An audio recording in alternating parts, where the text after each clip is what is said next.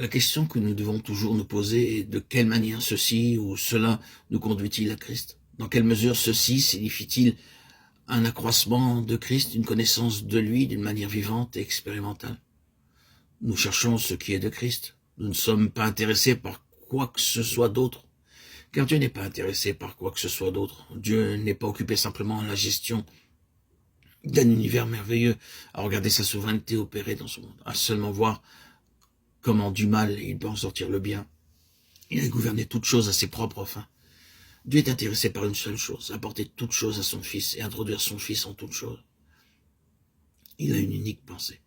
Elle est complète, vaste et comporte plusieurs aspects, mais elle est unique. Ainsi, nous avons une pensée seulement une. Il ne s'agit pas de combien nous pouvons faire pour le Seigneur et de quel degré de connaissance nous avons de la vérité chrétienne. Il ne s'agit pas du tout de choses, mais de Christ. Toute notre course ici-bas consiste à apprendre Christ. Et si nous vivons de manière spirituelle lors de notre dernier souffle, notre cri sera encore que je puisse le connaître. Plus nous vivrons et plus nous apprendrons, plus nous serons conscients du peu que nous connaissons et combien ce Christ est immense. À présent, nous voyons dans les Lévites en tant que type un exemple concret des pensées de Dieu menant à Christ. Le peuple de Dieu est relié à lui en Christ. En premier lieu, ils expriment en représentation le peuple de Dieu qui est lié à Dieu en Christ. Les Lévites ont été choisis à la place des premiers-nés, ce qui signifie qu'ils représentaient Israël dans son ensemble.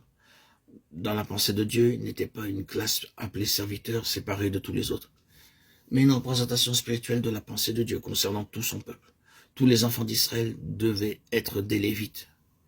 Si ceci n'avait pas été vrai, Dieu aurait eu d'autres moyens de le faire. L'Éternel aurait pu dire « Oh, bien, je comprends que vous ne puissiez pas tous me servir, car vous avez d'autres choses à faire. » C'est pourquoi je voudrais ordonner une certaine classe de personnes, un groupe en particulier, pour être des ministres qui serviront et formeront eux-mêmes une catégorie dans ce type de service.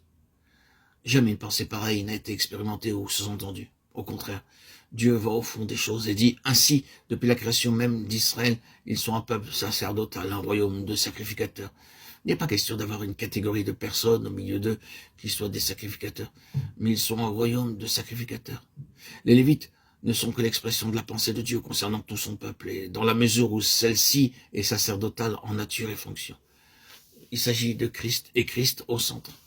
Dieu et son peuple amenés dans une unité sur un fondement sacerdotal, sur une base sacerdotale, une base de médiation, une base sacrificatoire, une base de sang. Ils sont un, et cette grande vérité est déclarée par les Lévites, que l'homme et Dieu sont devenus un en Christ. Et c'est cela l'Église des premiers-nés. Ce titre est le titre de Jésus-Christ et celui de l'Église. Il y a une seule appellation, il est le premier-né, ils sont les premiers-nés, les deux sont régis par ce titre unique. Ce n'est pas comme si quelqu'un ou quelques-uns n'étaient pas inclus, tous le sont. C'est l'unité en Christ de Dieu et des siens qui est représentée par les Lévites.